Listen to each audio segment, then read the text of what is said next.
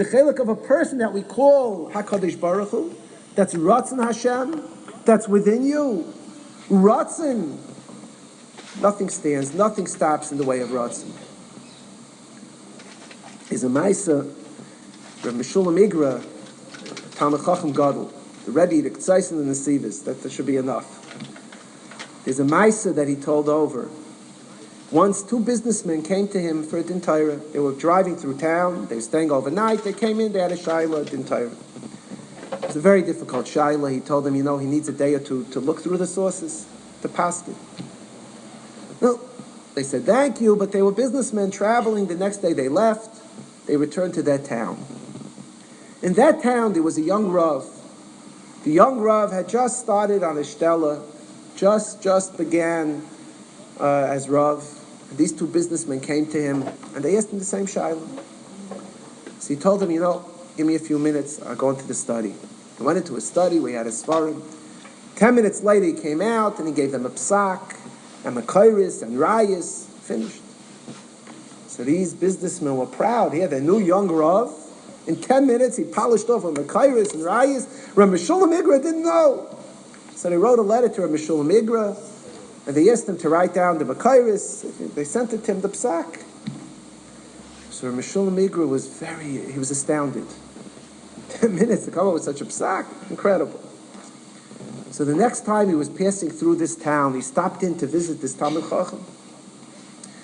This Talmid Chacham was awestruck. One of the G'dalei Adar stops to visit him, a young Rav. He came in.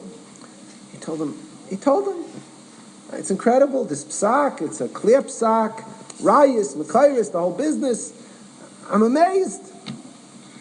So this Rav got a bit, his face turned a little red, he was a little embarrassed. And he told Rav Meshulum, let me tell you what happened. These two businessmen are the wealthy people in my kehillah. And they just hired me a few weeks before they came with the shayla. Here they walk in, and they tell me the shayla.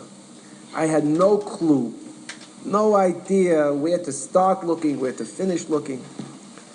And I was shaken up. I went into my study, and I started to cry. And I was mispal, Rabbi Nishla, do something. What am I going to do?